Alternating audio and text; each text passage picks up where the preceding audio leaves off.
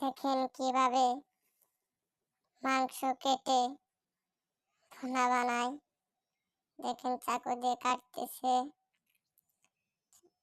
কুচি কুচি করে কাটলো। এখন গাছটি ফেলে দিয়ে মরিচ গুলা কুচি কুচি করে কাটছে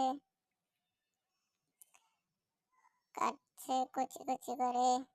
এখন রসুন কাটছে। তারপর কি করে দেখা যাক, সব মিক্স করেছে। ময়দা নিয়ে তেল দিয়ে তারপর ডলি কাপড় দিয়ে পেঁয়াজ কাটতেছে। পেঁয়াজ কাটার উপরে দেওয়ার পরে